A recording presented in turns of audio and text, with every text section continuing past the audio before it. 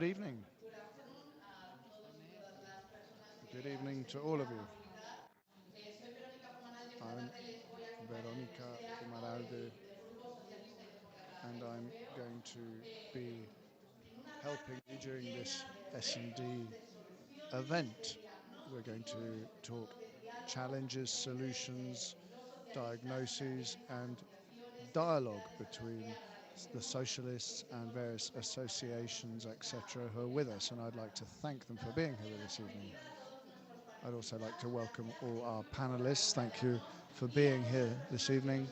And I'd also like to thank all the people who are following us live online on the Socialist Group webpage and also the Spanish Socialist Party webpage and also on Facebook. So welcome to all of you. There is interpretation available. Channel 5 if you want to listen to the Spanish, Channel 2 if you want to listen to the English, and Channel 6 for those who want to listen to the floor.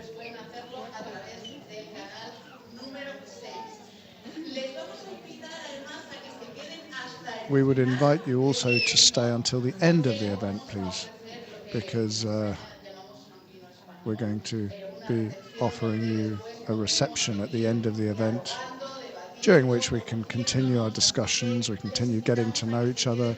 So we'd invite you to stay right until the end of this exciting event, as I say, and we're going to be talking about equality between men and women, but also equality as a key element of social cohesion. We're going through interesting times, let's say. For the first time, the European Union hasn't seen more members join, but it saw a member leave, and that made us feel a twinge of sadness. And we've also seen women's reproductive rights not being guaranteed in countries like Poland within the European Union. And rights of, for example, LGBTI collectives are being threatened in countries such as Hungary. And just a few days ago, there was a labour reform in Greece which undermined the rights of workers, and that is again in another European Union member state. So you don't have to go very far to see how a kind of neoconservative wave that is undermining rights that we thought had been consolidated a long time ago, a kind of neo-macho wave. So that's why this event is so important, and obviously it's taking part during the Spanish presidency of the EU, so we welcome that. Well, you're all aware, of course, it's an intense political moment in Spain, as you know. Things seem to be going along the right path, but there you go. So we have the interpretation, as I've mentioned. We have the reception at the end, and I'm now going to welcome Javier Moreno, a good friend who is a prominent socialist, pro-European, a member of the International Trade Committee, the Civil Liberties Committee, and a member of the Delegation for Relations with Canada. He was elected in 2014, and he is now the President of the Spanish delegation to the European Parliament. Javier Moreno, you have the floor.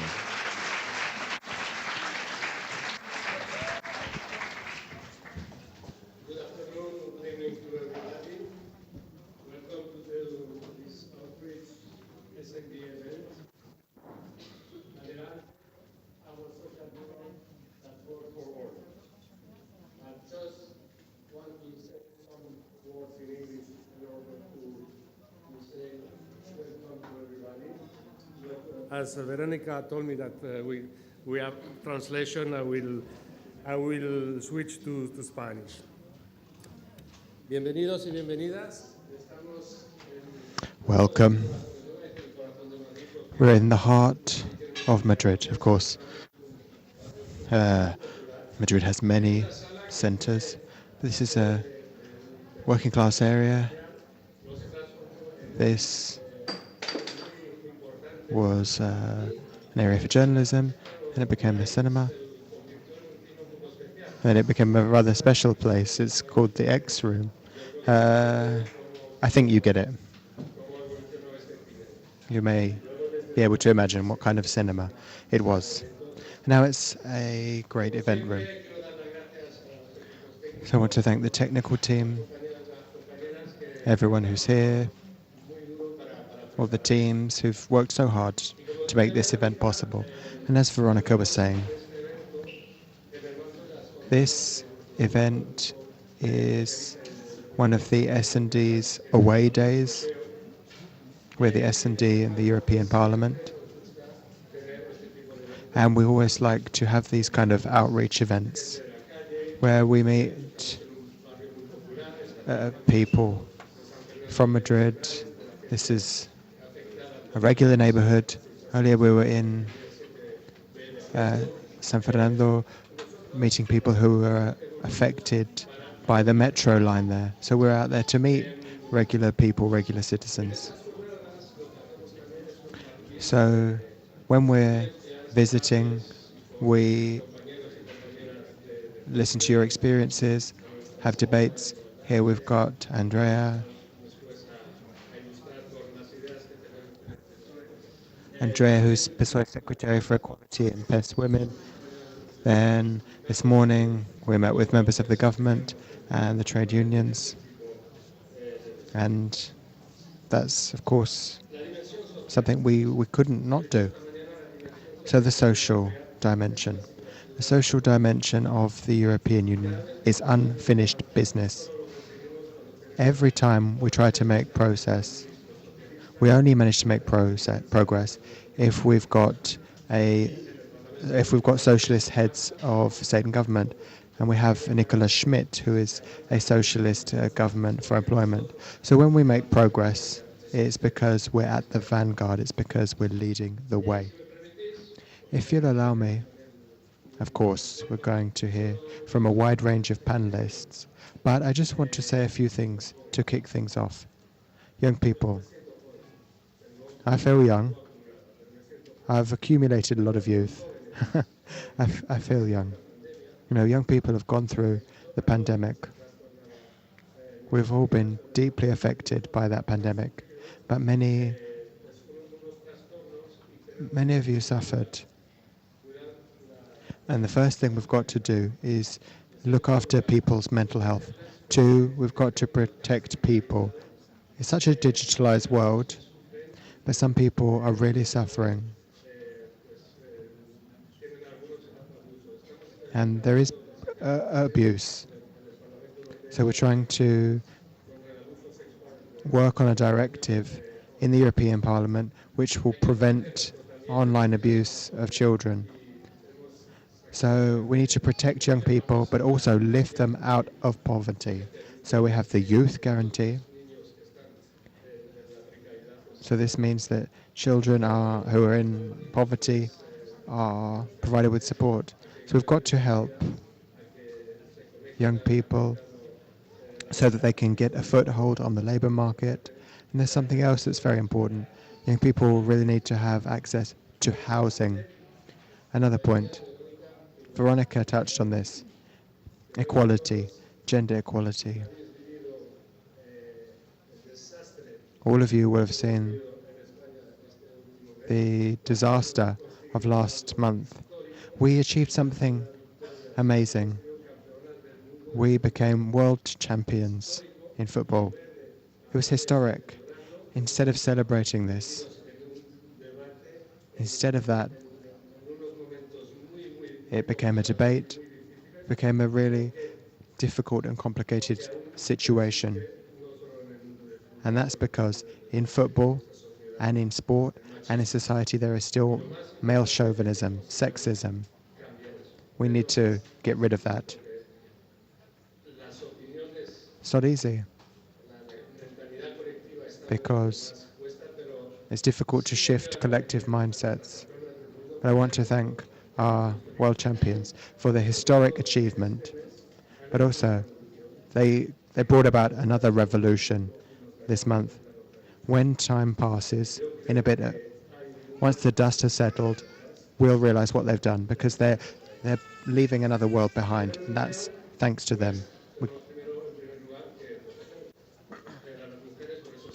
Now, of course, we've got to protect women. So what are we doing in the European Parliament? We're, we're working on a directive to deal with gender-based violence and another to deal with the pay gap. So these are the hallmarks of our socialist family. Finally now,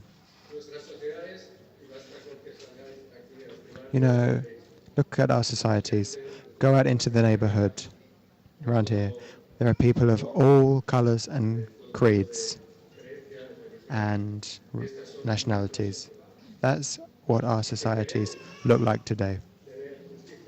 If we want to have social justice and equality, then we have to treat workers well. Those who come from outside Europe and who are also called migrants. We have to integrate them. And with the European elections coming up, we've got a big challenge. The first battle we've got to win is the battle of the narrative. We've got to win the narrative over the right and the extreme right. Migration is something good and it's something necessary. Our societies need these citizens of the world, not just for economic reasons. They bring us a lot culturally.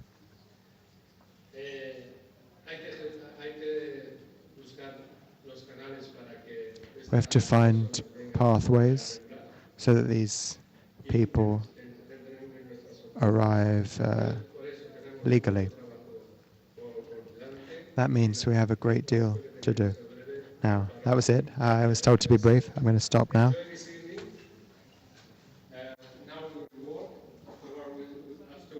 Have a nice reception and enjoy the night in Madrid. Thank you.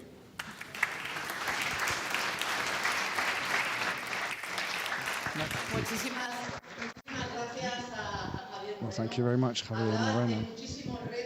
He talked about challenges, and I'm going to focus on the challenge that the first panel will be discussing, which is equality. A lot's been achieved. The S&D group pushed through the wage transparency and equality on boards directive. I mean, same pay for same work. It's pretty simple, isn't it? We also want to do away with these stereotypes that women suffer from, which lead to discrimination. And if you look at the strategic action document that was approved in Krakow, this is something that is a cross-cutting issue right across all our policies. David Sassoli, who has unfortunately left us, said that women had suffered far more from COVID than men. And he said that therefore women had to be more involved in the recovery plans. And that is the case. We have to fight for equality in the labour market. We have to fight for the brave women. For example, our Spanish footballers. I'm not a huge football fan, but I watched their games, and last night they won 5-0, a wonderful game.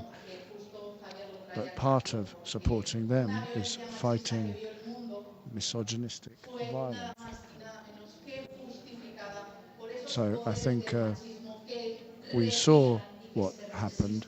We've got these misogynistic powers that deny what's happened and want to move backwards. And as we're all aware, this isn't a problem that just affects women, it's a problem for all of us. So to talk about all of these things, we have two exceptional speakers, Maite Galan, so I'd ask her to come up to the podium. She is currently the director of EMMA, the Women's Space Madrid, of Jose Maria de Llanos Foundation, and for 10 years she has been coordinating the anti-machista violence program, and she works to support women in vulnerable situations. She's a social worker. Thank you very much for being here with us today. So I'd like to welcome her and also Andrea Fernandez, the Secretary for Equality and PES Women of the Spanish Socialist Party. She did a master's in advocacy at the University of Leon. She also graduated from that university, and I'm going to sit here with you so that we can hold this initial panel, which will talk about what we can do to have a feminist and inclusive society. It's been said that we're in the fourth wave of feminism, but Maite encounters problems on a daily basis, which in theory are very easy to resolve, but are actually more complex if you look into them. So what I'm going to do is first give the floor to Maite and then to Andrea. They will make some introductory comments, and then I will invite anyone who's here, so members of associations, colleagues, etc., share their comments and reflections as well. So Maite, please, thank you very much for being here. You have the floor.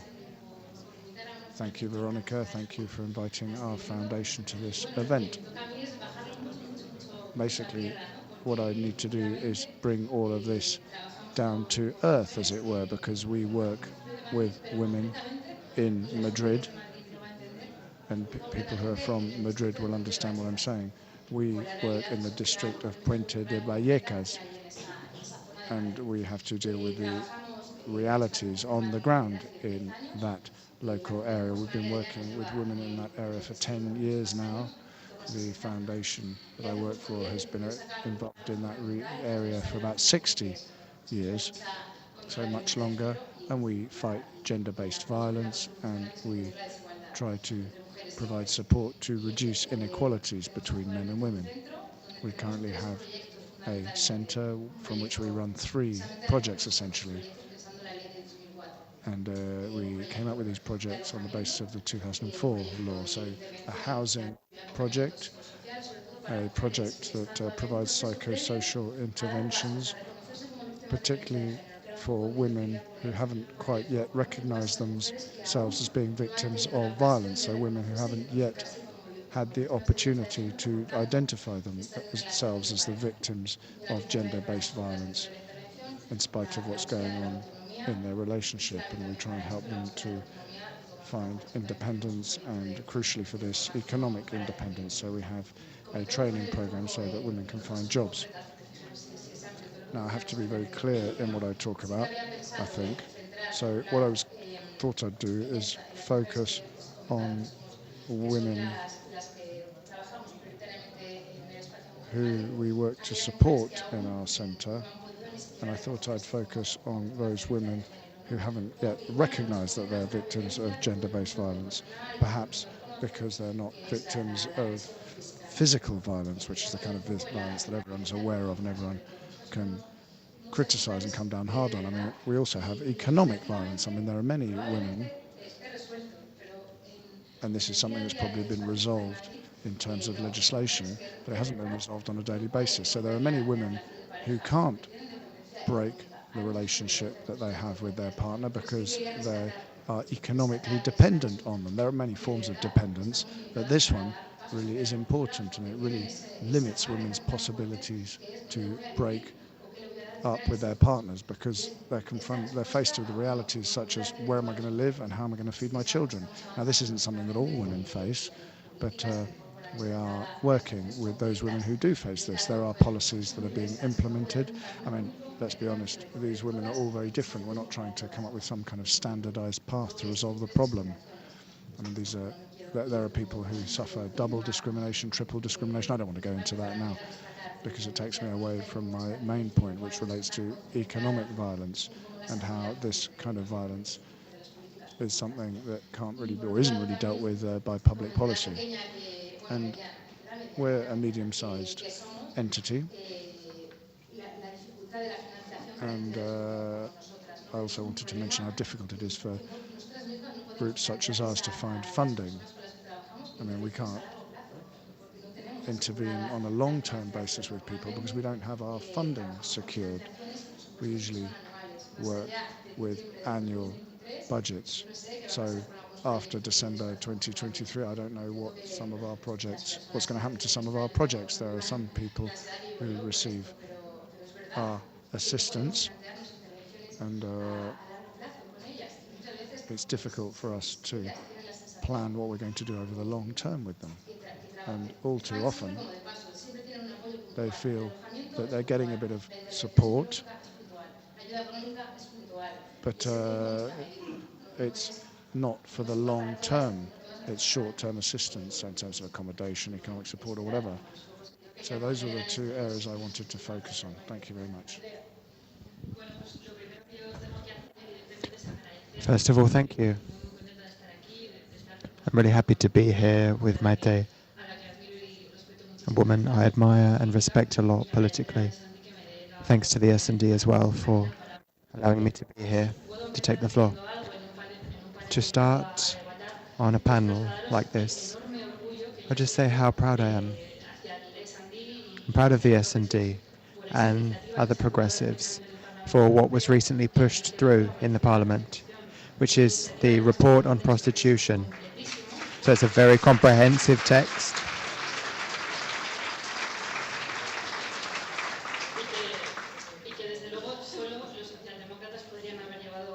And it's only the socialists who could have worked on such a text. So I was really happy when I saw that text. So something to be proud of. So this is really important content for me.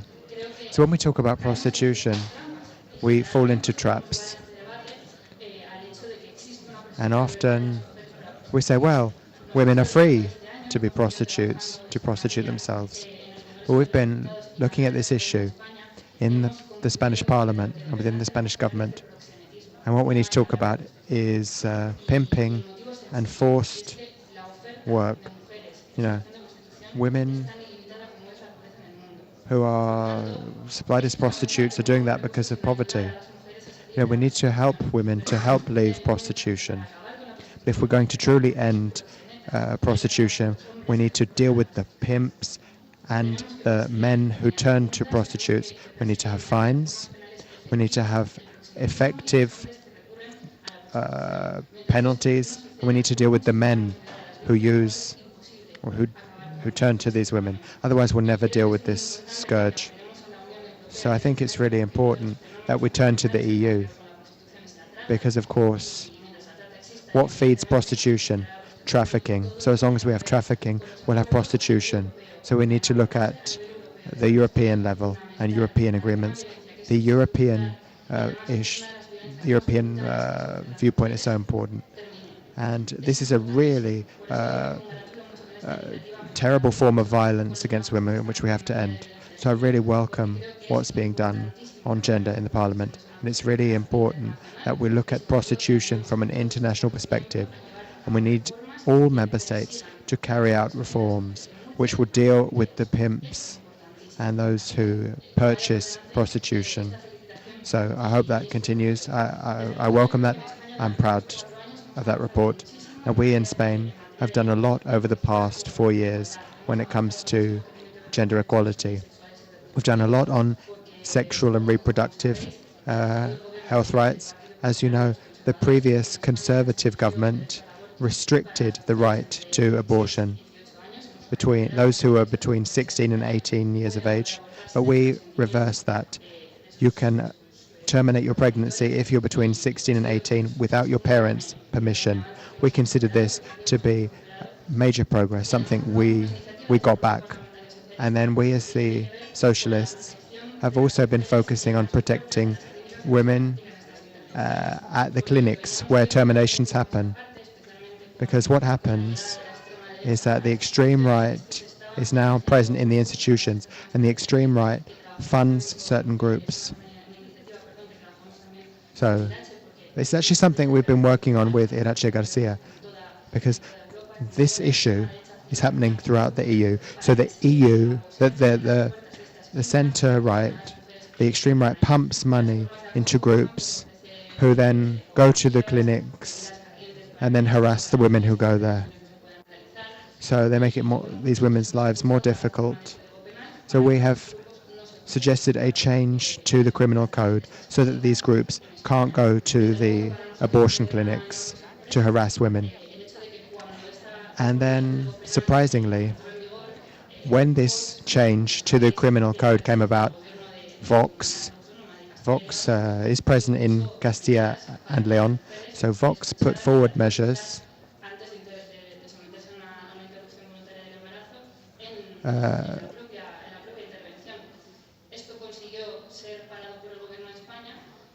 took countermeasures. But you see that the extreme right has a strategy. They will do anything to deal with or to stop women gaining more rights. And that's something we have to react against as the S&D and as ecologists. So socialism and environmentalism will clash with these extreme right ideas. So I think it's very important that we make the most of these two different movements and that we ensure legislative change, because the big changes, the big transformations will come from these two political movements. Before time runs out, Veronica, I just wanted to reference another issue.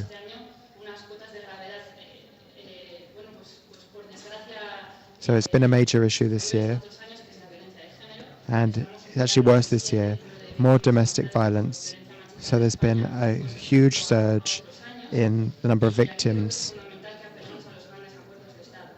And here we need to look at the state authorities, and we need to ensure that every institution, every part of society is involved with dealing with this issue. So there's something we've been working on as a socialist group in the parliament.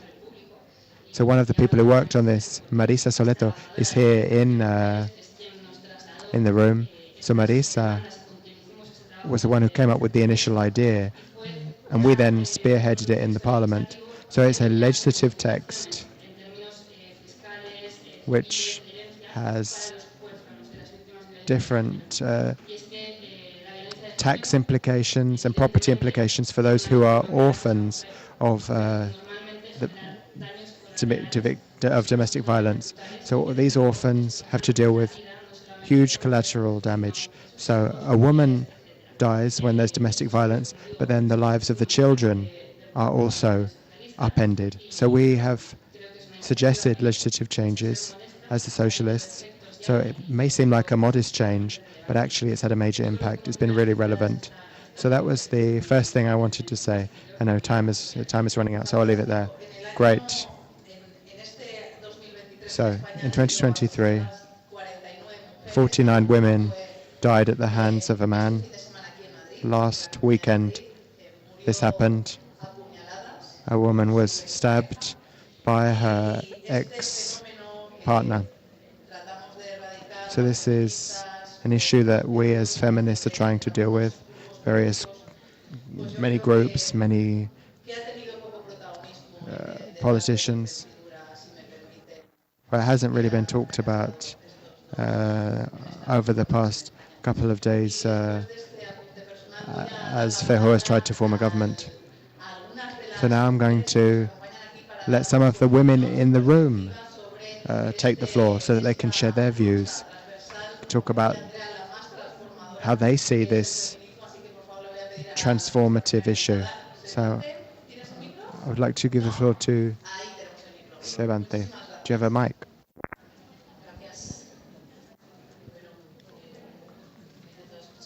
Thank you very much. It was great to hear what you had to say.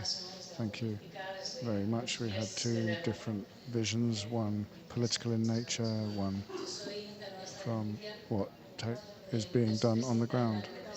I'm the president of the Business Association for Diversity and Inclusion in Spain, and I work for diversity and inclusion for BBVA. So thank you very much for inviting me. Thanking you for enabling me to share this event with you, and I just wanted to make a few comments after many years of working on diversity, equality, inclusion, etc., and also looking at different leadership models in terms of diversity and moving forward in society. Now, what we need to do is create an ecosystem that works, that is objective and beneficial to everyone, where there's equality of opportunities, where everyone feels welcome, and where everyone can be represented at different levels of the hierarchy. And this is something that organisations are very clear on. And that's not because there's legislation in place, but because they see the benefits of harmonious working together. And they see the benefits of everyone to give the best version of themselves, and so that people can bring their talents to bear and use them fully. I think we've moved on from words such as LGBT phobia, xenophobia, racism, misogyny, feminism, etc. I mean, we now have strong organisations which have created a social basis which is cooperative and coordinated, which is based on trust, which looks to the well-being of everyone. So this is working on the basis of care, and I think it's the essence of what being a society is.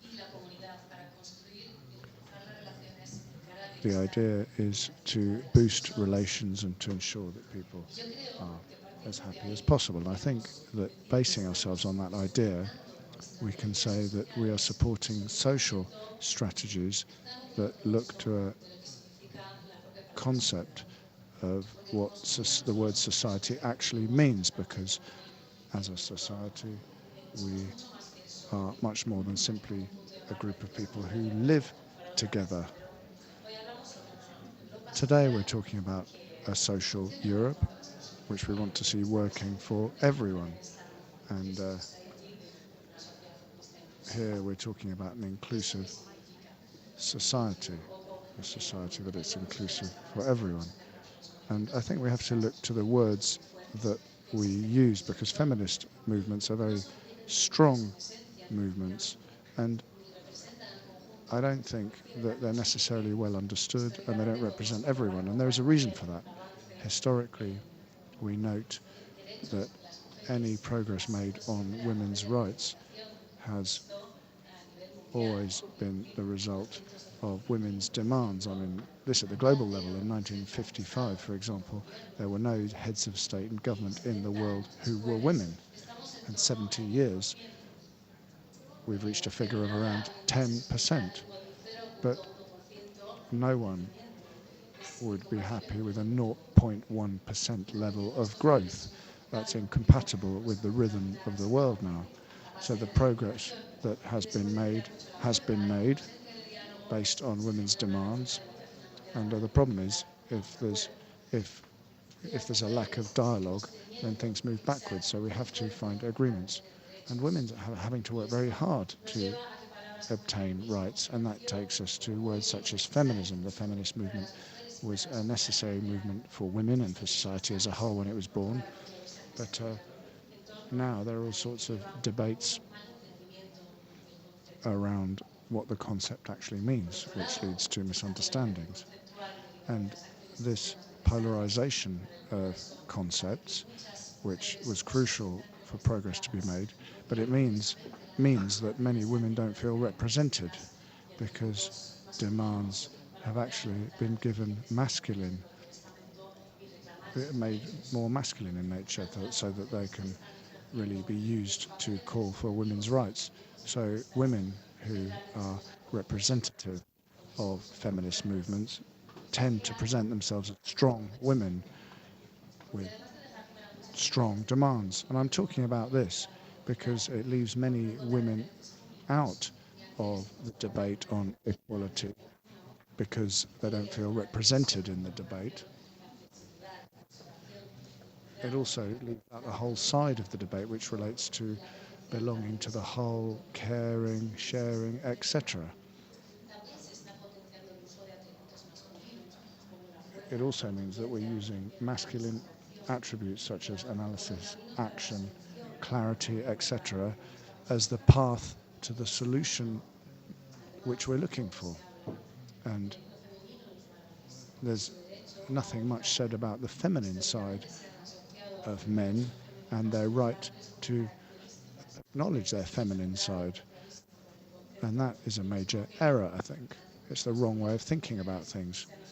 I mean, historically, masculine elements of women has meant that they're not behaving in a way that society expects, and the same has been true when you talk about the feminine side of men. I think this really leads to important concepts such as who are we, where we come from, how does our biology affect us, and what we don't want is to simply be divided into two groups or more groups, and it's very difficult for us then to create policies that help us all. There are many concepts in what I say. There's a lot of depth to it. I think we need very careful analysis to all of this. So be careful with it. But I did want to introduce it in my comments. And as I say, these are reflections based on many, many years of work on diversity and inclusion, and also drawing up strategies for organisations for that many thousands of people which have worked and been recognised. This also relates to working in favour of sustainability. And we need that, in order to do that, we need to ensure that the feminine side of nature and society is recognised. We need to move away from the inertia that's leading us to disaster, and we're looking at a plan to move away from that. But again, we're basing ourselves on masculine attributes to do that. Women aren't really represented here, and nor is the feminine side of society. So many professions that are so crucial for the future. We need to see constant progress, because moving forward isn't the same as moving in the direction of a common good together. Men legitimately can be the possessors of values which are generally seen as feminine attributes, and we need those attributes to achieve a sustainable and more fair society. They're all crucial at the global level as well as just the national level. So moving to the point, in my view, we need firstly to ensure that all citizens feel that they're involved in making inclusion a reality in our society, so that we can find a whole array of solutions and responses that deal with the challenges that we have now and those that we'll face in the future. And secondly, I think it's time to act to convert the legal reality that we have in Europe and in Spain into an actual equality. So we need to ensure that all citizens understand the cultural path that we need to undertake, both individually and collectively, which has been set out by legislators. So, what is it that's expected of us as citizens? Well, we need to internalise all of this in a cultural manner. And finally, I believe that public-private partnership is crucial to achieve all the things we're talking about here. Public-private partnerships can make a major contribution to culture. We need to move away from the typical dichotomies between public and private. We need to move away from the idea of a zero-sum game. We need to try and work out how we can make progress together. And this is moving far further than simple individualism. And a final point, we need to see social and inclusive policies as an investment rather than an expenditure. It's the best investment that a country, a business or an organisation can make in itself, because if it's not seen as an investment, it will be seen as an expenditure, and no one is going to implement a strategy that isn't an investment. So we don't have a clear model to follow, but we do have a horizon that we want to move towards and many challenges. So we want to ensure that integrity and respect are at the heart of what we do, and we want to ensure that we have a model in Europe that can be replicated right across the world. Thank you very much. I think someone else wants to take the floor. I'll have to ask people to be a bit briefer. Let's be European when it comes to timekeeping. So keep it brief, but go ahead. Good evening, everyone. My name is Marisa Soleto. I work for a feminist organization. It's part of the feminist movement in Spain. It's called Fundación Mujeres, Women's Foundation. For 30 years, we've been working on social integration projects. Maite, I really liked what you were talking about. So we're fighting for women's rights, particularly the most vulnerable. And we raise awareness of women's rights, particularly salary discrimination, labor rights, etc. And of course, we're all about preventing gender-based violence. So our political work is about stopping those who are blocking women's rights here in Spain and throughout the world. So, I want to talk to you. You know, we can talk about feminism in relation to social democracy. We've been able to make progress because we've understood that equality is key to liberty and not the opposite. So the fact that we can have dialogue is so important for women who are feminists, so that we can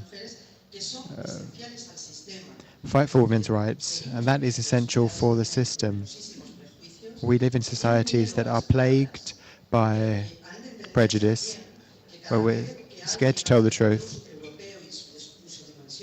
But if you talk about the European model and the social dimension, then we need to talk about redistribution of rights too, towards women. If we don't talk about that, then the model won't be consolidated. So I've spoken about this with many women.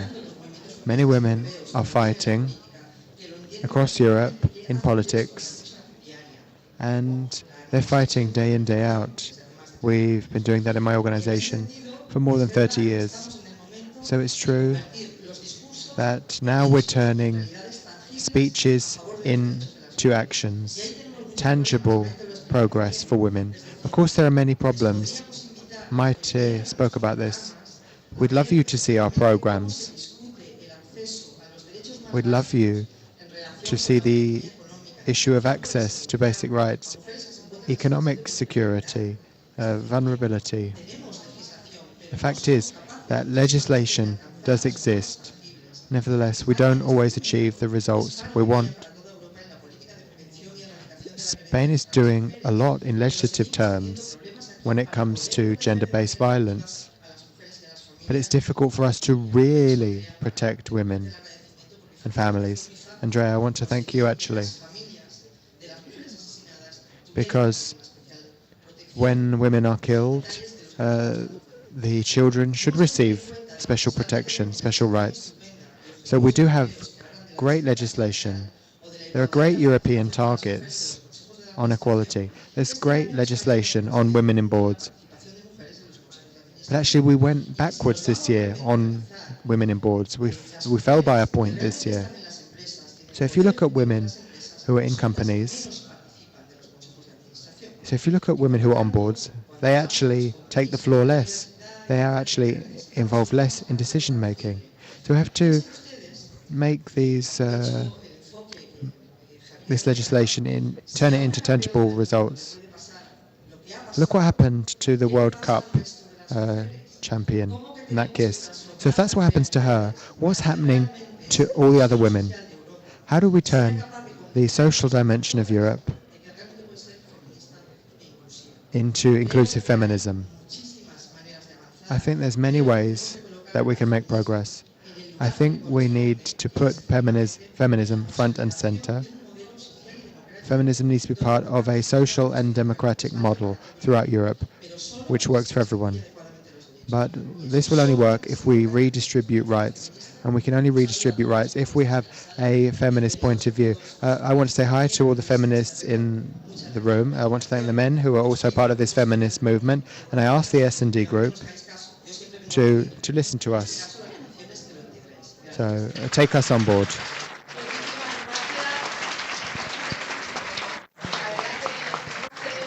Thank you very much. We had one very theoretical contribution, which I thought was very interesting, and I would invite us to continue discussing all of this during the reception that's going to take place after this event, because it's very, very interesting. And then we had a contribution that's based on practice. Sometimes practice and theory go together, sometimes they take different paths. So I would invite our speakers to very briefly conclude. I'm not going to cut short the voice of our women, however, and I will cut short perhaps what the Secretary General has to say. That doesn't really matter, but anyway, let's hear just some concluding comments. Well, I agree with Marisa and her interesting contribution. I mean, that's where I see myself reflected, and that's in spite of the fact that she was saying that we are the leading lights of Europe, as it were, in Spain in terms of legislation to protect women and ways of fighting gender-based violence. I mean, I was thinking, yes, that is right. We are at the forefront of this, but nevertheless, many women are being killed as a result of gender-based violence. So there's something that's not quite right. I don't have the answers either. So I don't know what we have to do, but we're seeing rates of gender-based violence in younger generation which are extremely alarming. So, I mean, these are questions for you more than anything else, I think. I'm not an elected representative, so I don't have the answers. But I think that, yes, okay, we're making progress. Yes, people are becoming more aware. Yes, we're trying to take away space from arguments that we don't want to see on the political scene.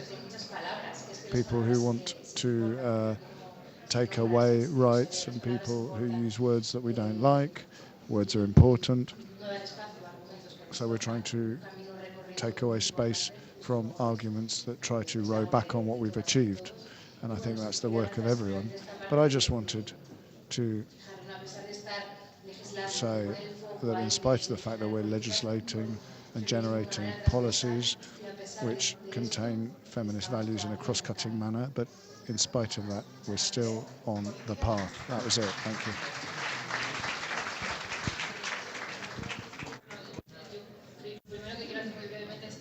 First of all,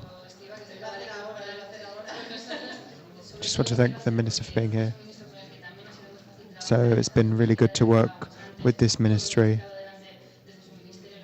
and everything that your ministry has put forward on widows, pensions, it's all been really innovative, really transversal. So I just want to thank the work done by your ministry, the Ministry of Social Security. There we go. I want to thank everyone who's taken the floor. I want to thank Marisa and Maite and the work their organizations do. They really show what we need to do. If we look to the future, we've always led the way when it comes to parity policies, but there's an issue that we haven't dealt with, which is the gender-based violence law. There's a part on criminal matters, but there's another issue which hasn't been looked at, and the public administrative authorities town hall level and at autonomous community level need to be involved too. So we really need to roll out this law because gender-based violence is a human rights issue. It's not just something for women, it's for the whole of society. One final thing. We as women have done everything in our power to fight for our rights. But if we're talking about equality, then we need someone else. We need men to get involved too.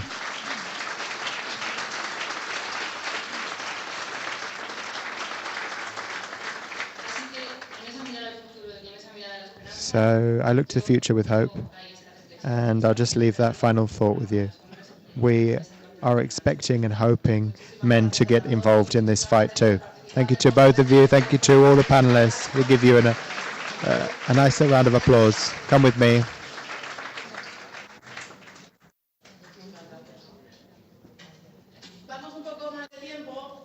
We're running behind. Well, we like to talk about these feminist issues. I hope you do too, and we hope the men enjoy hearing about it too. You know, feminism is an issue for everyone, or it's for no one. So now, let me welcome the PES Executive Secretary General, Giacomo Filibeck. He's going to tell us about how PES is going to deal with all the challenges we face, not just in Europe, but also at the ballot box. Of course, he's a dyed-in-the-wool European, a trade unionist.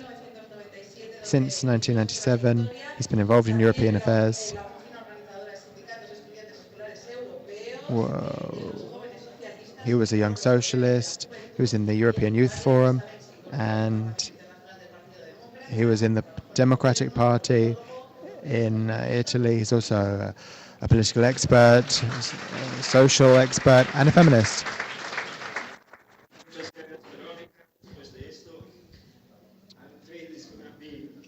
Complicated to keep up to the standard.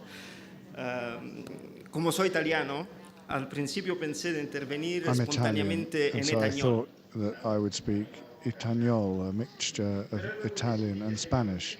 But then I thought it would be a crime to contaminate the wonderful language of Cervantes and Garcia Lorca. So I thought it would be far better to read so that I could limit the damage.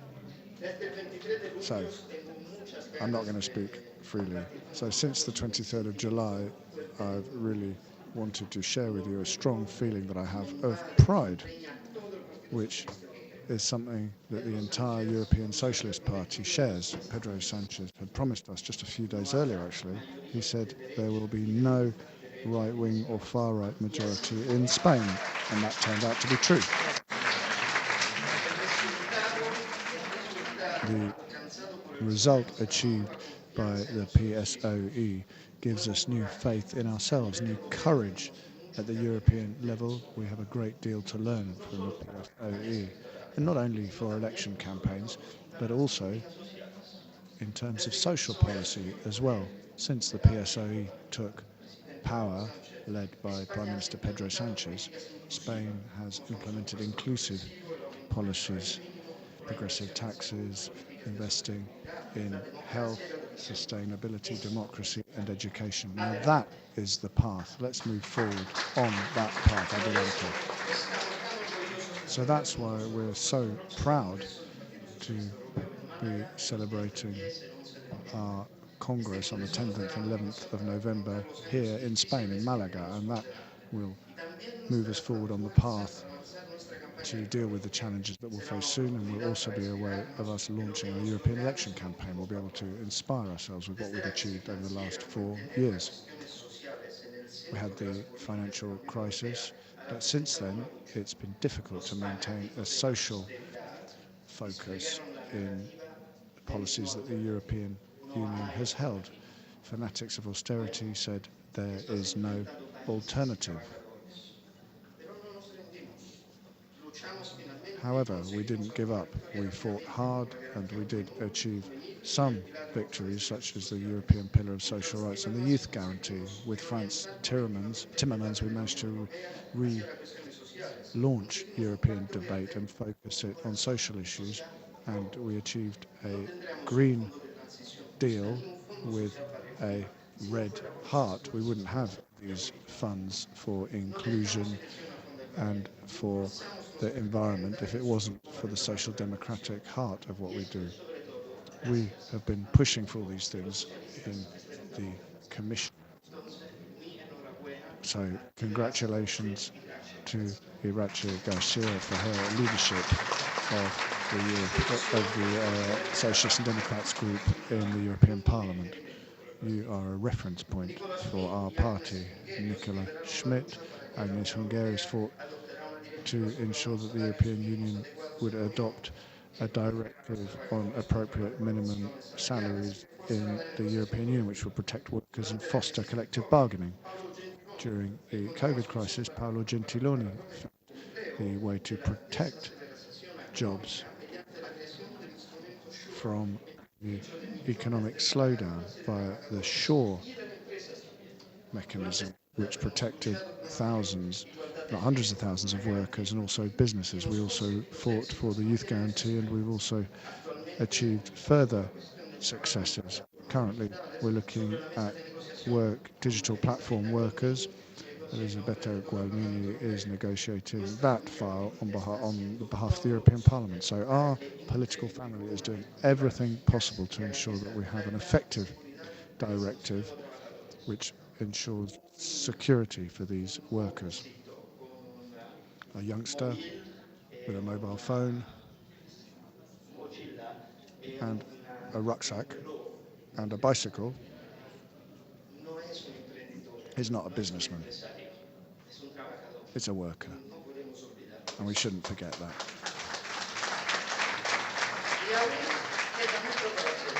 There's still a lot to be done, however.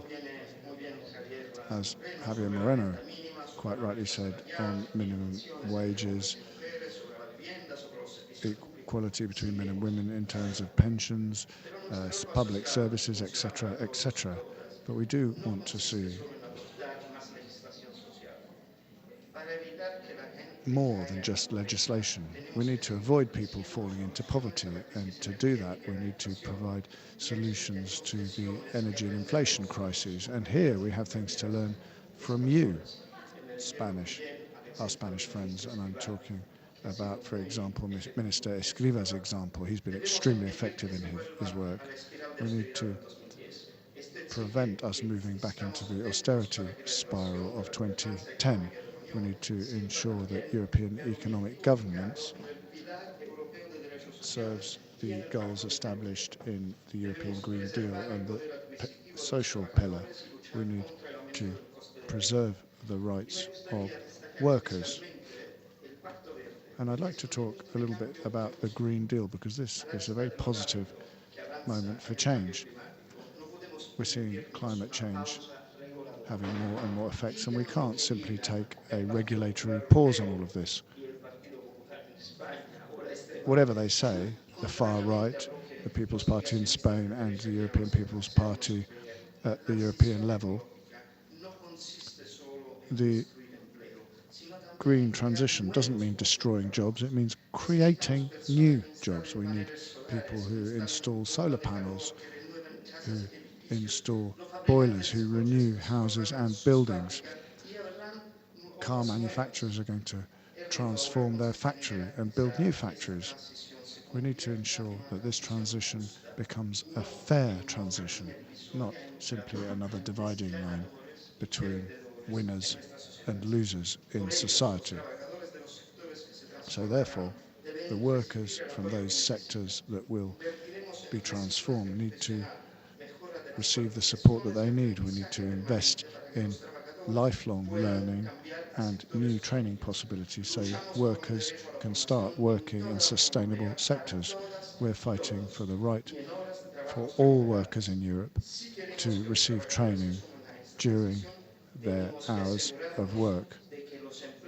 We need to ensure that green and sustainable jobs are sustainable in order to achieve the green transition.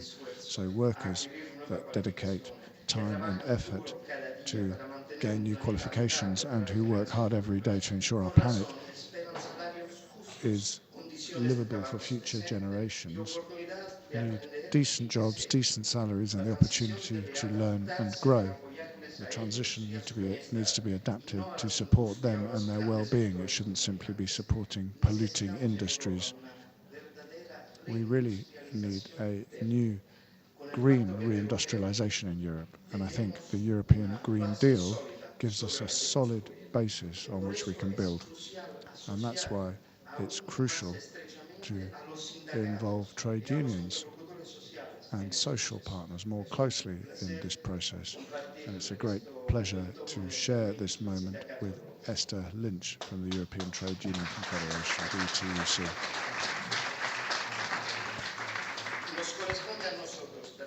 It's up to us to come up with the next steps and generate the conditions to ensure a fair transition.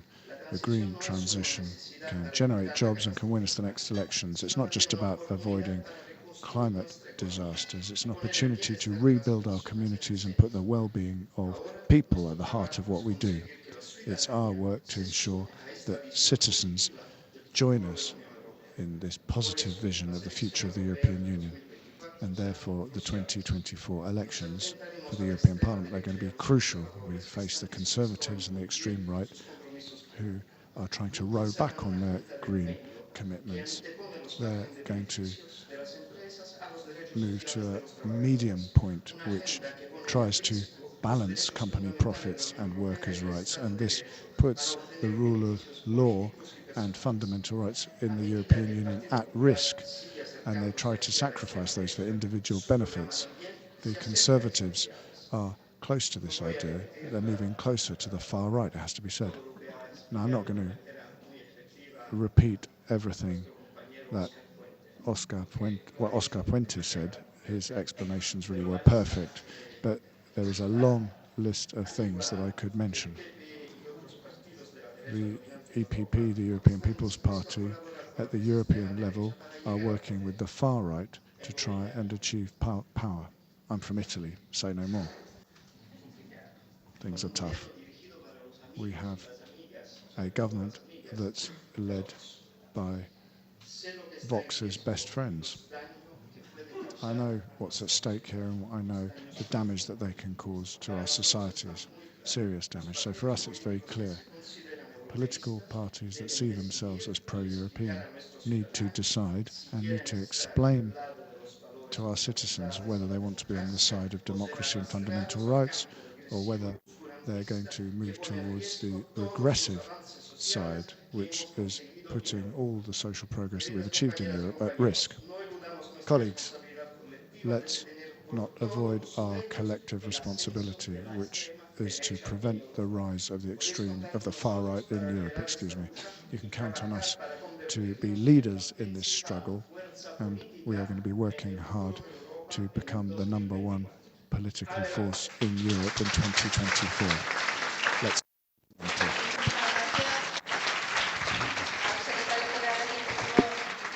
Thank you so much to the Secretary General.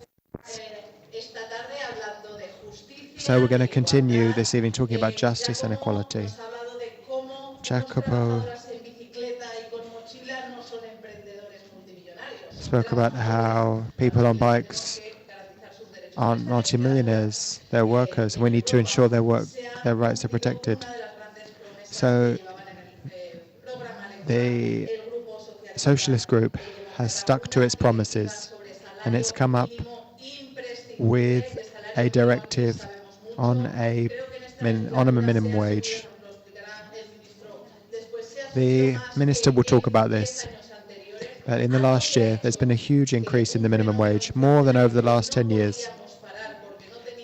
Of course, we couldn't stop inflation. Nevertheless, we have been able to remedy the poverty of some of the poorest households in this country. Now, Giacomo spoke about lots of issues. The right to disconnect, I think that's so vital. So important to legislate on AI. AI violates women's rights too. We've seen that in this country.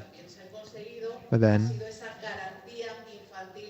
another achievement of the S&D is the child guarantee.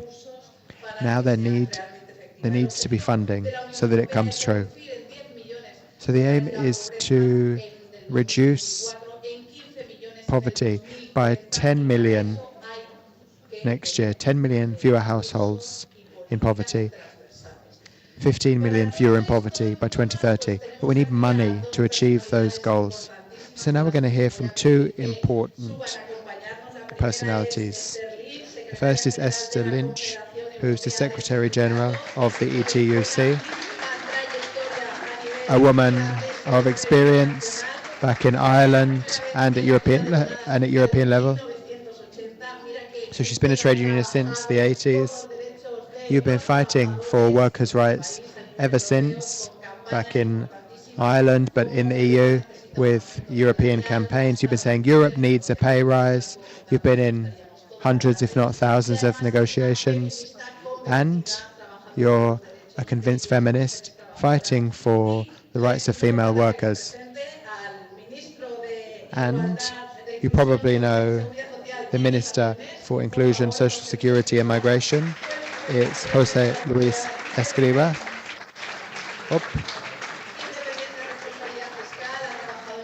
So he's worked for the Bank of Spain, he's worked at European level, worked at the ECB on monetary policy. He studied economic science at the Complutense University of Madrid. I want to thank both of you. And I think Ms. Lynch will speak English, so just to remind people of the channels, if you want to listen to interpretation. So 5 for Spanish, 2 for English, 6 is live, the floor. So we'll hear from them both, and then we will open to the floor to hear from trade unionists, companies, and anyone else who's here to dialogue with us. So, the pillar of social rights, how did it come about? Is it going well? Is it faring badly? You know, we heard from the PES Executive Secretary General that it's a major achievement, but Ms. Lynch, will first hear from you. Thank you for being here.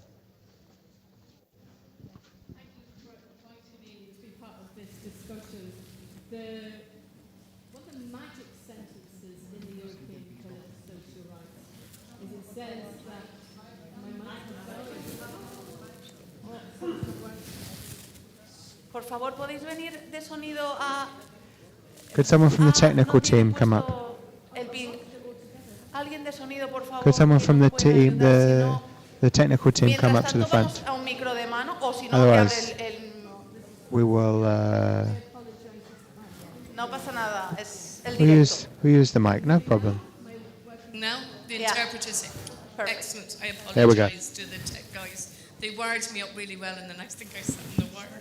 So apologies. So the magic sentence in the European Pillar of Social Rights, one of them is it gives a guarantee for equal pay for work of equal value. And working together with the S&D group, we managed to make sure that the Gender Pay Transparency Directive guarantees that unions will be able to negotiate for equal pay for work of equal value. And in real terms, what that will mean is all of those jobs that are predominantly done by women, I'm thinking caring, I'm thinking cleaning, which were mistakenly called low-skilled or no-skilled, which they're not. They're highly skilled jobs. And that was shown during COVID. They're literally life and death jobs that we'll be able to put on the table to renegotiate the value of that work so that women will be able to increase the pay. And I think that's a very real example of taking something like a high-level principle set out in the European Pillar of Social Rights, working together in the European Parliament, in the member states and the council level to have enough people on the side of working people, so who you vote for definite matters, but to have enough people on the side of working people so that we can really have real change. I think that you also mentioned about AI, and I was very inspired by the discussion that we just had. So there's just two things, if I can just say those. The first is that the workplace is often a place where women experience the sharp end of sexism. And an example of that in the discussion that we were just having is we're trying to make sure that those new forms of violence that we're beginning to experience do not turn up in the workplace. And I'll give an example of one of those. The latest thing in relationships is to send each other pictures. And that's a nice thing to do when you're apart. But if you fall out with somebody, they then decide to post those on the internet. They then decide to humiliate you and to share those around the place. Now that's bad and a wrong thing to do. But in the workplace, for employers who then double down on that and say, well, you're not somebody we want to have working here. You're somebody who we don't see as being somebody who we can have in the boardroom. You're somebody who we don't see as being wanting to represent our company out there. That needs to be prohibited. That's a form of discrimination that we can't allow to have happen. So we want to work, and we're very happy to be working with the MEPs to make sure that the new directive against violence against women includes a strong workplace dimension to pick up all of those. That we shouldn't wait until there's very bad examples to outlaw that, to ban that new form of discrimination. The other piece that we want to do is, I know from when one of the first jobs I had was as a waiting staff. It was a very long time ago. But I knew there was a strong pressure on me to be nice, to smile. Found it very hard, you can imagine. But we need to make sure that the new AI tools, which can measure every single second by looking at you, how happy are you? Are you smiling? What way are you presenting yourself in the workplace? And we know that companies are interested in that, because if you book into a hotel now, before you even get up to your hotel room, something's popped up on your phone saying, how friendly was the check-in? So they want you to do, smiley face and happy face. So employers really want to manage, monitor, and control how happy people are at work. So we need to have a moral imagination about what could go wrong with the use of AI tools, and already put in place preventions about the use of certain techniques in the workplace. And in particular, I think for women, the long pressures over decades that there have been on us to play nice and be nice. We sure don't want AI checking just how smiley and happy we are at work. So I think working together, we'll be able to come up with new ideas and new protections that will have a real impact in the workplace, in people's real lives. Thank you.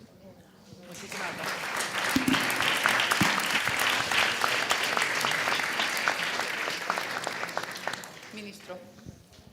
Bueno, antes de nada, muchas gracias por la invitación. Well, let me begin by A Irache y a thanking todos you vosotros. for the invitation. Thank you, Irache. Thank you, all of Y you. la pregunta que planteas, yo creo, es una pregunta extremadamente relevante. Tenemos un That we're pilar discussing is social con extremely una serie relevant.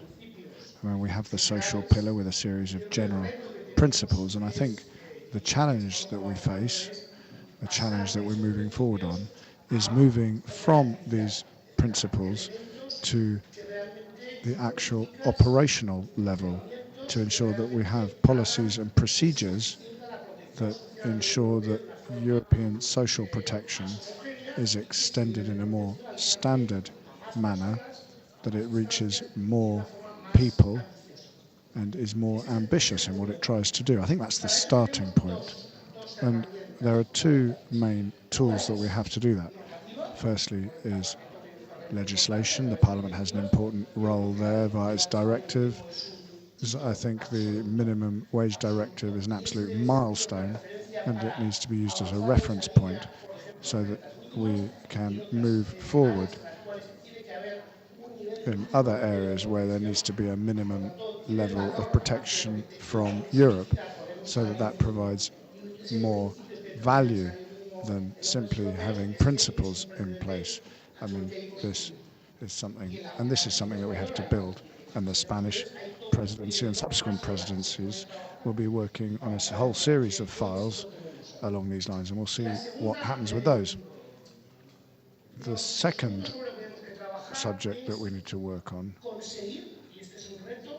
and this is a challenge, and it relates to ensuring that the European social pillar is reflected in the European semester and European governments. It needs to be reflected in all those mechanisms that condition countries' policies from the European level. There has been a bit of movement already, which is showing some results, which relates to these social convergence mechanisms. When you have macroeconomic imbalances,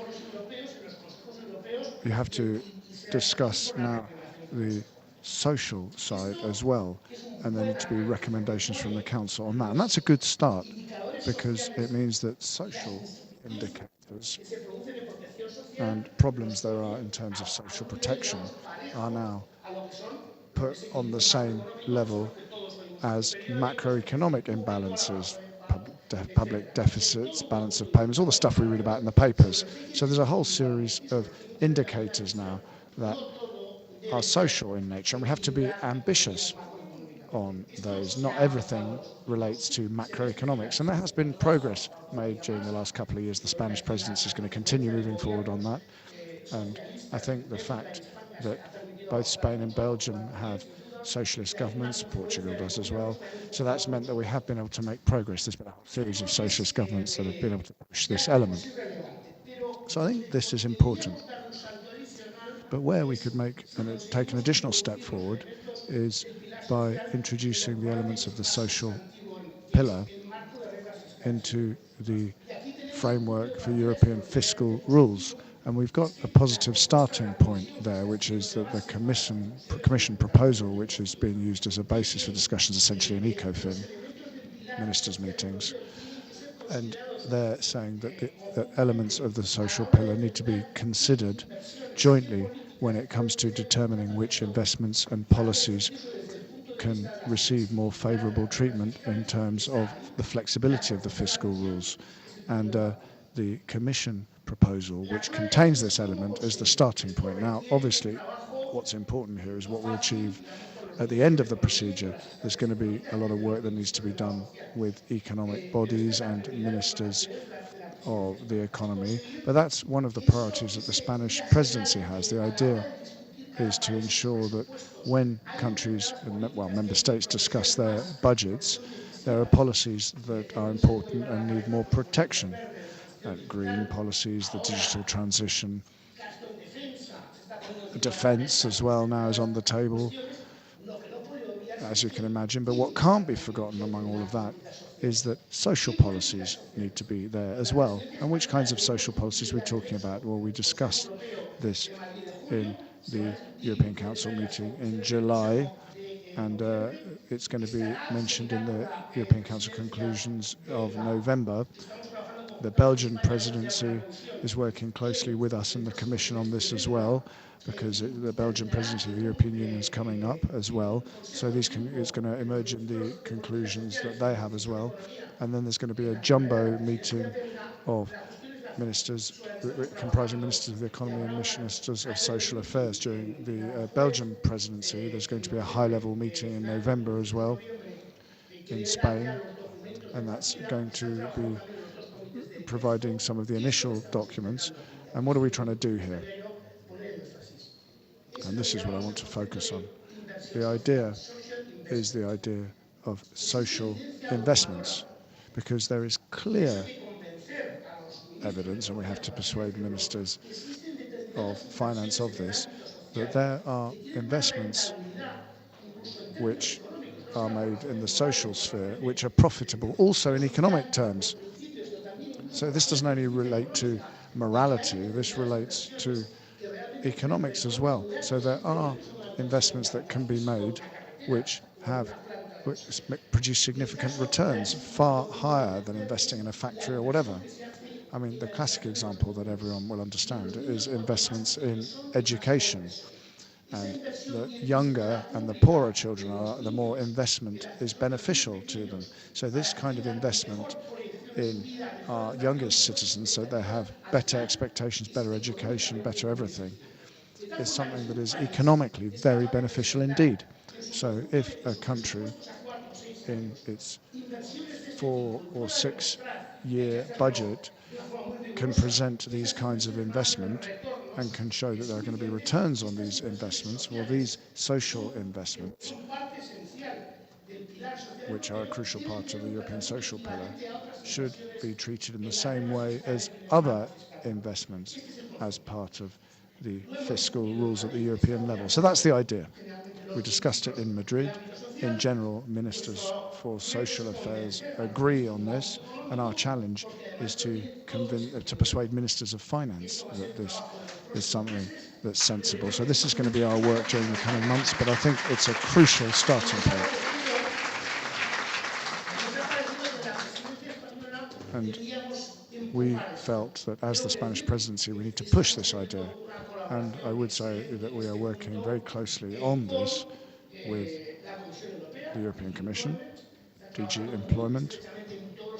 They're working very closely with us on all the technical and preparatory work to ensure this becomes a reality. And I should also say that the two presidencies, the Belgian and Spanish presidencies, are working very closely on this important issue.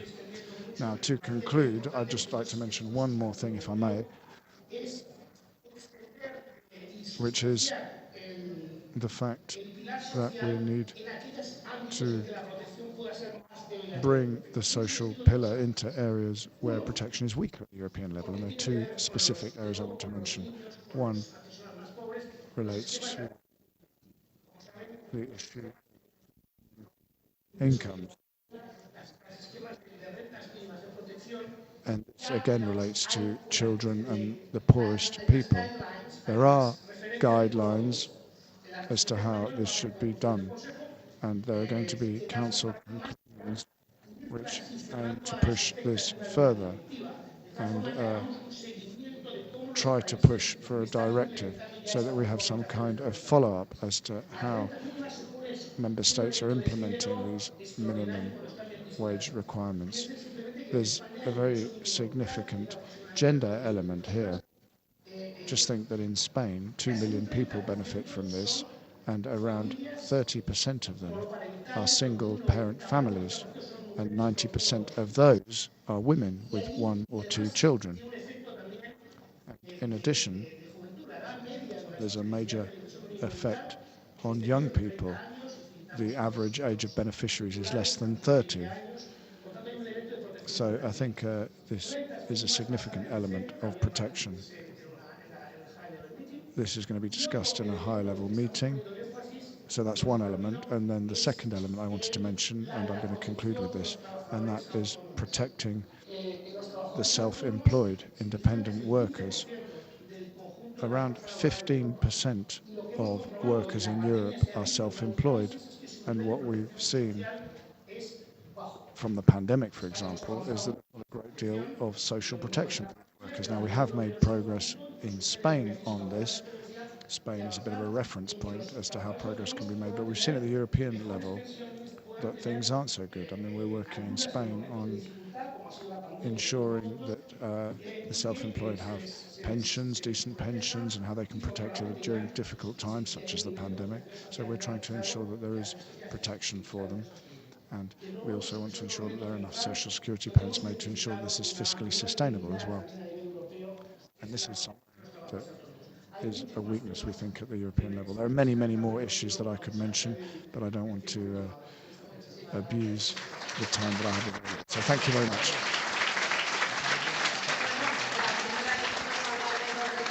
So we heard from Esther Lynch about the challenges of AI, and we can hear a bit more about that over a glass of wine. And the minister was talking about social investment. When you're investing in society and you get a return, and it benefits the most vulnerable because they become productive. So I think we have various... We're going to take the floor. It's pretty late. Should have finished, but nevertheless we want to hear you, want to have a conversation. So I'll give you the mic. Say who you are.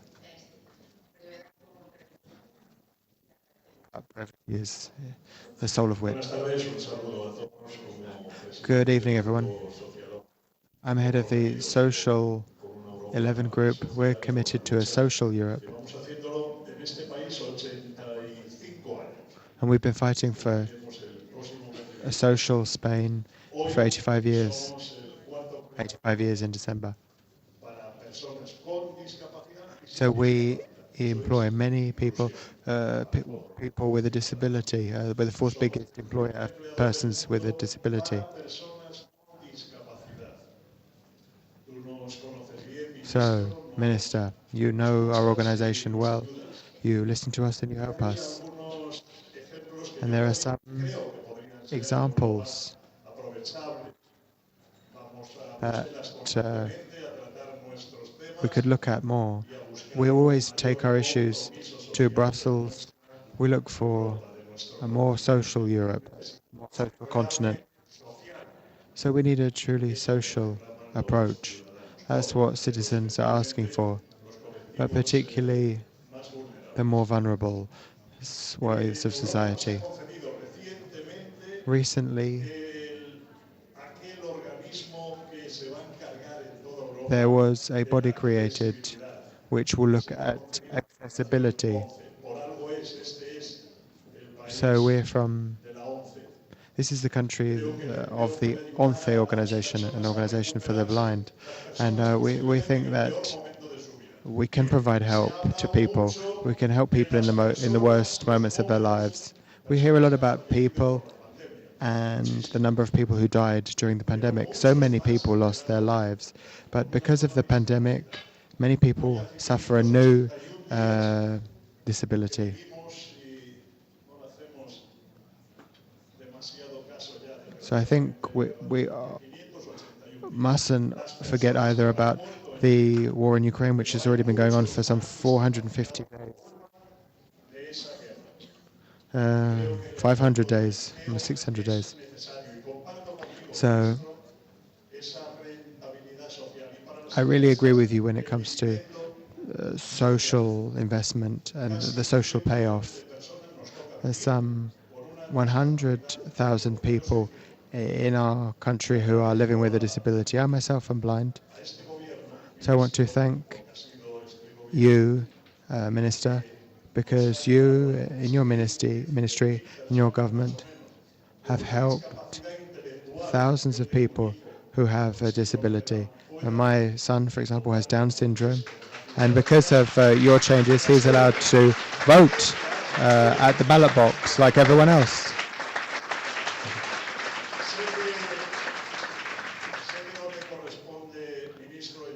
I know that that's not what your ministry is responsible for, but let's continue making progress.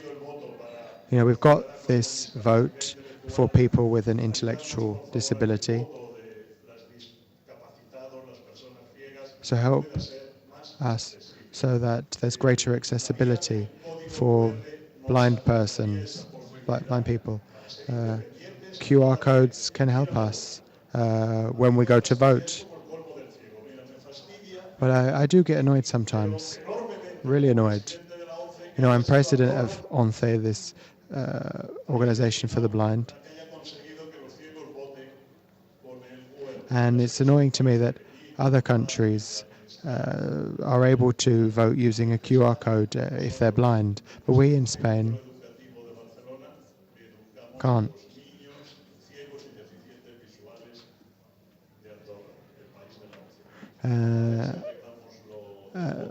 And yet that is possible in Andorra. In Barcelona, we're teaching visually impaired children and blind children from Andorra. So let's continue to fight for this and for employment for all, including people with a disability. I think Spain is a really good example for Europe and for the rest of the world.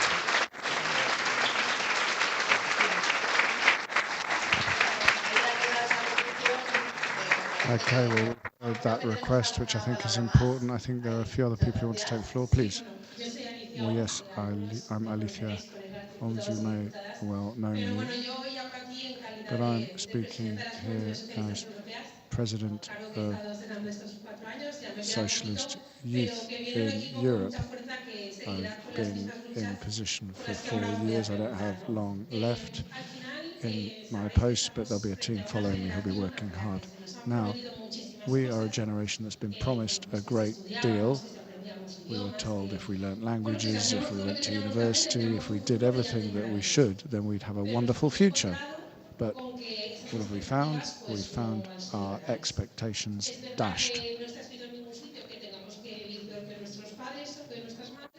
It's true that we don't necessarily have to live lives that are worse than our parents, but the situation is difficult.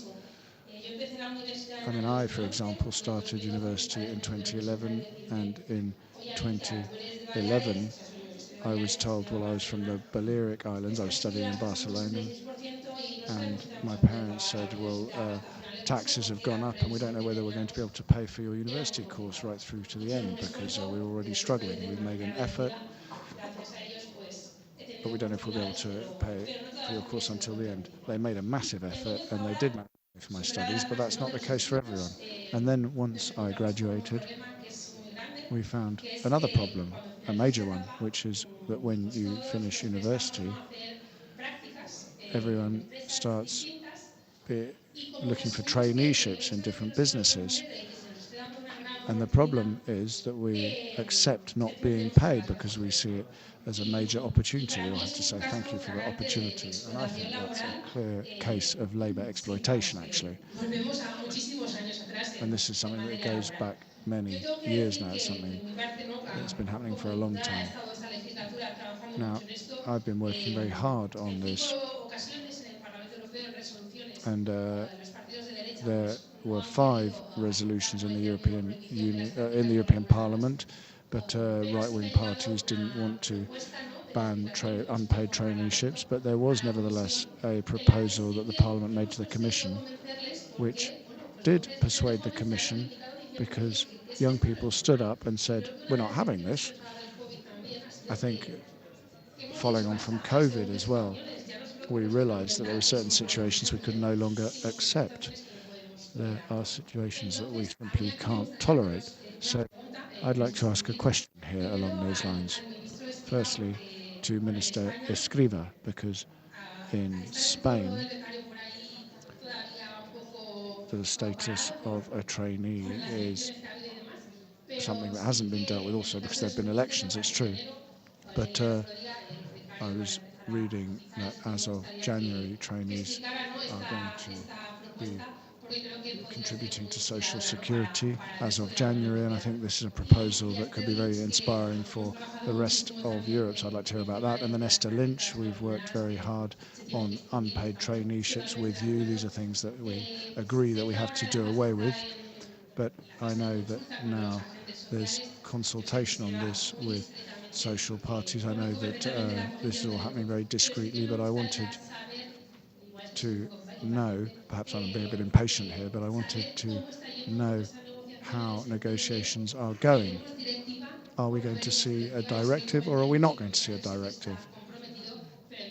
I know the Commissioner is committed to it, but the role of social partners is, as always, crucial. So thank you very much. I look forward to hearing your answers.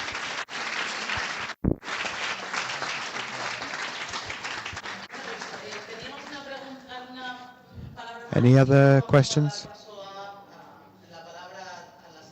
If not, we'll start with Ms. Lynch.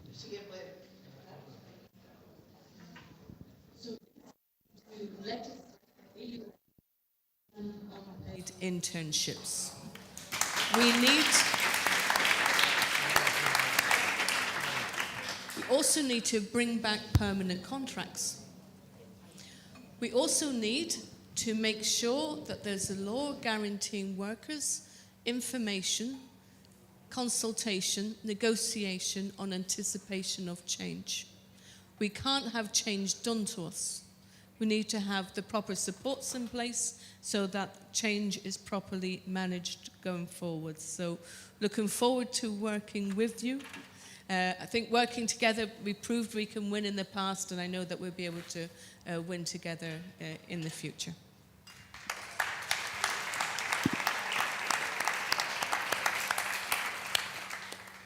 Sí, he estado totalmente de acuerdo. Completely. I completely agree. And then there was a question that was put to me.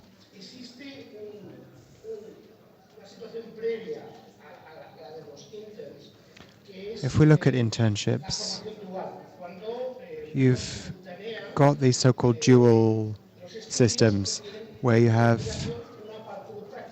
education and a traineeship. So that's a kind of syllabus or curriculum where you do both. So this kind of dual training should also include vocational training. So there's 1.6 million young people who are going to have this kind of dual education. So a lot of their training will also include work in a company. So they'll be studying, then also going to companies, learning on site. What we're saying to universities, what we're saying to colleges, what we're saying to companies, and something new is coming in on the 1st of January. So if you're a young person, and if you're doing this kind of dual study, then you sign up for social security contributions.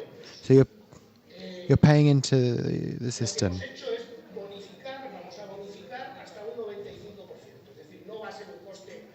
And then we pay a top up to 25%. So we want to encourage companies so that they take on students. So we don't want this to, it's not about making more money for the state, but it is a step forward. So this is non-remunerated work, but it is formal work as part of their study, and then they will be paying into the social security system, and of course they're covered if there's an accident. So it's just a starting point. It hasn't been easy. Unfortunately, there's a lot of vested interests, a lot of pushback, but nevertheless we're bringing it in on the 1st of January.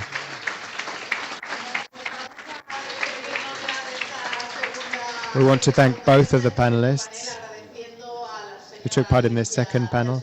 Thank you to Ms. Lynch and Mr. Escriva for their excellent presentations. So this is a really good example of social dialogue, super productive, and something really productive and really serious in Spain. Shall we round things off? Here we've talked about so many fundamental issues which affect so many people. I just want to remind you, don't run off. Because the reception, we can keep talking, getting to know each other, having a discussion, talking about the challenges that lie ahead. And after we've heard from the last speaker, could the panelists come up to the front for a family photo? So, who could things off? It's someone I really respect and admire. Isidro Garcia, President of the Socialists and Democrats in the European Parliament. Thank you so much, Irache.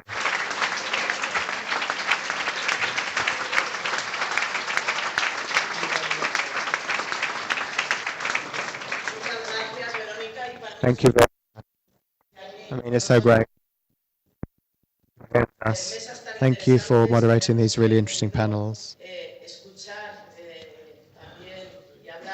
We'll be able to listen, and talk about feminism, the social pillar, the S&D in working on throughout the past. I want to thank you for taking the floor, making a contribution. Honourable Minister, Secretary General of ETUC. It's really important to have events like this. We're doing it continually. It's not the first time we're meeting with the organizations you represent. I've got to know the Emma organization. It was really important for me to meet that women's space. It was really inspiring, but it was difficult to see what was going on there. I also met with Marisa. We've fought many a battle thanks to your foundation and thanks to what you do. We've been able to get to know what's going on, and also with the ONCE Foundation. So it's really important that our everyday work has a human face. When we talk about directives, when we talk about proposals, they have to have a human face. There are real people behind these directives. What we need to do is to work hard to make people's lives better. That's why we're in the positions we're in. So that's what guides us. That's what gets us out of bed every morning, working on the things we work on. So I want to say to every single organization here, you can count on the S&D family. And Honorable Minister, you can depend on the S&D family so that you can achieve the presidencies of the Spanish presidency. There are some who for some time have been trying to throw a spanner in the works. They're chauvinists who don't want things to go well at European level. Well, I think the Spanish presidency is going to be a huge success because it's well prepared and we've organized a number of events which are just so important. Dear friends, the Pedro Sanchez government has played a key role providing a progressive response to protect employment, income and investment in these complicated times. Many of you have mentioned that. We've grappled with a pandemic that was followed by a war which has caused a spike in energy prices, which has led to inflation. And of course, it's always the most vulnerable who suffer the most. Today, the S&D response is different. We've pushed for that response with our commissioners and with our prime ministers. I think we can feel proud. We committed to creating the social pillar back in 2017 in Gothenburg. I see Hélène, who is so important. And since 2017, we've achieved the minimum wage directive, the youth guarantee, the child guarantee, decent working conditions for platform workers, closing the salary gap thanks to the transparency directive. But we're not at the end of the path. We have to look at what still needs to be done so that we can roll up our sleeves. Sometimes it's good to take stock and look at everything you've achieved. But of course, we have to be cognizant of what else needs to be done. If we look at the cost of living crisis and the inequality that results from it, all of that makes us even more determined to complete the social pillar. Now, we recently heard the Commission President who gave her State of the Union speech. I was quite critical. She did talk about some of our priorities. She spoke about the Green Deal.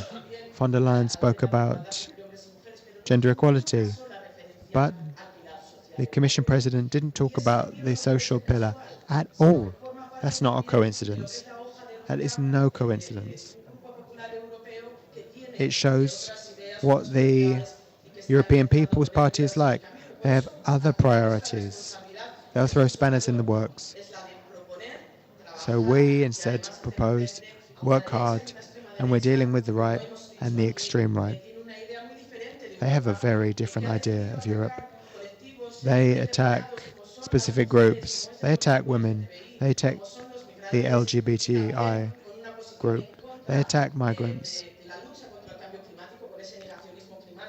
They don't face the reality of climate change. They even deny that it exists. And we have to deal with all of those fronts. And that's why we're needed. That's why we're necessary. There are some saying that politics isn't necessary. Maybe it's not necessary for them, but for those who need us, well, we shoulder a major responsibility. So to conclude, we want to build a more social, a greener, a more feminist, and more fair Europe. We can only build that Europe if we can depend on all European social democrats and all civil society. That includes trade unions, social organizations. We need you on board. So we are available to you, as always. It's a pleasure to have held this event. Know that we are with you, and we're going to continue this exciting task of building a better Europe. Thank you.